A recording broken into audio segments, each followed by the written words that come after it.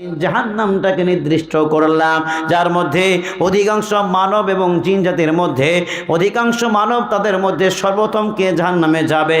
আল্লাহ তাআলা প্রথম সিরিয়াল যার নাম দিয়ে দিলেন, আল্লাহ তাআলা কোরআনে কারিমের মধ্যে বলেন লাহুম কুলুবুল লা ইয়াফকাহুনা বিহা। ওই মানুষেরা, ওই জিন জাতিরা প্রথমেই জাহান্নামে যাবে যাদেরকে আমি আল্লাহ রাব্বুল আলামিন বোঝার জ্ঞান গরিমা বুদ্ধি দিয়েছিলাম। এখন আপনারা বলুন তো কার বুদ্ধি নাই? এই মজলিসে এই মাহফিলে কে পাগল বসে আছে? এই সবাইকে আমরা পাগল নাকি? না, আমরা জ্ঞানী। জ্ঞানী না, সবার বুদ্ধি আছে।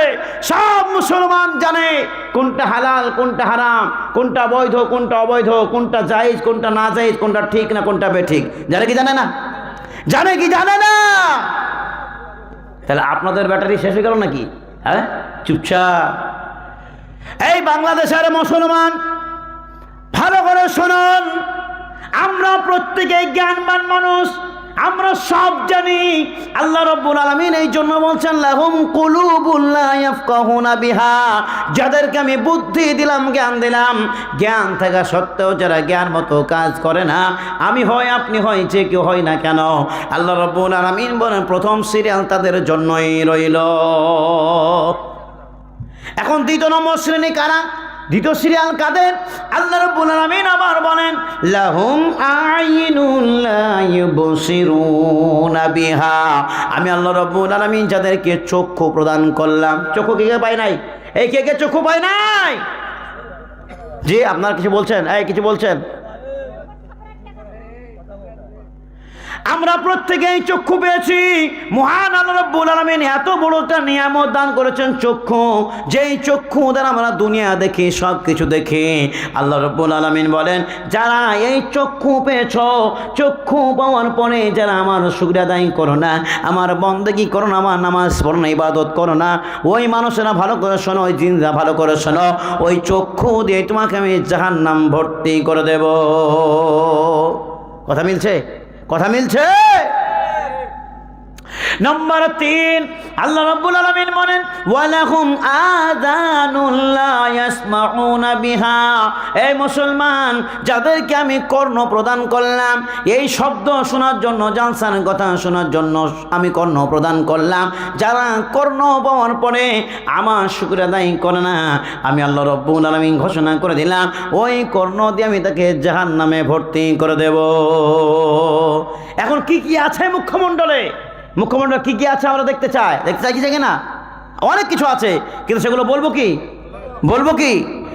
আল্লাহ রাব্বুল আলামিন বলেন তোমাদেরকে আমি মুখ্যমণ্ডলের ভিতরে কর্ণ ছাড়া দুটো ঠোঁট দিয়েছি। দেখি দেয় নাই?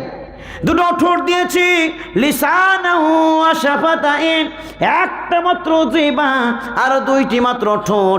একটা যদি ঠোঁট দিতাম রে মুসলমান, তাহলে তুমি কখনোই আব্বা বলতে পারতে না, কখনোই তুমি মা বলতে পারতে না, কখনো তুমি রব বলতে পারতে না, কখনো তুমি আল্লাহ বলে চিৎকার করতে পারতে না, কখনো তুমি কোরআন তেলাওয়াত করতে পারতে না, কখনো তুমি আজান দিতে পারতে না, কখনো তুমি কথা বলতে পারতে না।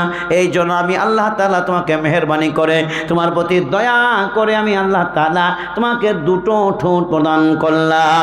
এই ঠোঁট দিয়ে তুমি আল্লাহর গুণগান গাইবে, কোরআন তেলাওয়াত করবে, জিকির করবে, আল্লাহর ইবাদত করবে। কিন্তু মুসলমান, দুটো ঠোঁট পেলাম, যিনি দিলেন সেই দাতার কথা পর্যন্ত ভুলে গেলাম।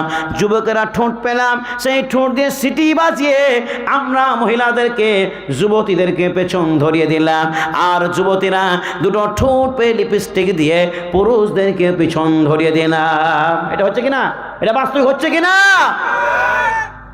আমার ভাইরা, যারা ঠোঁট পেয়েছি, যুবক বৃন্দ, যুবতীরা কিংবা পুরুষ ও নারীরা, সবাই ভালো করে শুনুন। এই ঠোঁটের একদিন আল্লাহ তাআলা বিচার নেবেন। আল্লাহ রাব্বুল আলামিন বলবেন ঠোঁট দিয়েছিলাম, ওই ঠোঁট দাতার তুমি কি ইবাদত করেছো বলো। যেই দিন আমি জবাব দিতে পারবো না, সেই দিন আল্লাহ রাব্বুল আলামিন নিচের ঠোঁটটাকে নিচের দিকে টানবে, আর উপরের ঠোঁটটাকে উপরের দিকে টেনে উপরে তুলবে। এইভাবে একটা হা হয়ে যাবে, একটা বড় মুখ হয়ে যাবে। এইভাবে আল্লাহ তাআলা আপনার ঠোঁটের পরিচয় নিয়ে, ঠোঁটের দ্বারায় আল্লাহ তাআলা আপনাকে জাহান্নাম ভর্তি করে দেবে। মুসলমান, যারা আমরা ঠোঁট পেয়েছি, ওই ঠোঁট দাতার আমরা একটু শুকরিয়া আদায় করতে শিখি। আবার যারা আমরা জিহ্বা পেয়েছি, এই জিহ্বাতে কত রকম মাল আমরা রেখেছি, ভালো মন্দ খাটা মিষ্টি টক যা পেয়েছি তাই খেয়েছি, কিছুই আমরা মানা করিনি, বন্ধ করে নি। কিন্তু এমন একটা যন্ত্র রে ভাই, এই যন্ত্রতে আপনি যা দিবেন আল্লাহ রাব্বুল আলামিন সঙ্গে সঙ্গে সেটা ক্যাচ করার তৌফিক এই জিহ্বার মধ্যে আল্লাহ তাআলা দিয়ে দিয়েছেন। পৃথিবীতে এমন কোনো যন্ত্র নাই, একই জিনিস আবার দ্বিতীয় জিনিস অন্য কোনো জিনিস যখন সেই জিনিসে দেবে, সেই যন্ত্রতে রাখবে, সেই স্বাদটা রেখে দেবে, সেই স্বাদটা বলে দেবে, এমন কোনো যন্ত্র নাই। আপনি যদি সরিষার মেশিনে সরিষা ঢালেন তো তেল আসবে, আবার যদি সেই মেশিনে যদি আপনি ধান ঢালেন আপনার চাল কখনো বেরিয়ে আসবে না? আসবে কি? আসবে না। আল্লাহ রাব্বুল আলামিন বলেন এমন একটা যন্ত্র তোমার মুখের ভিতরে দিলাম, তুমি যদি মাংস রাখো তো আল্লাহ তাআলা বলেন ওই জিহ্বা সাক্ষী দিয়ে দেয় ব্রেনকে, সঙ্গে সঙ্গে তোমার উপরে মাংস রেখেছে।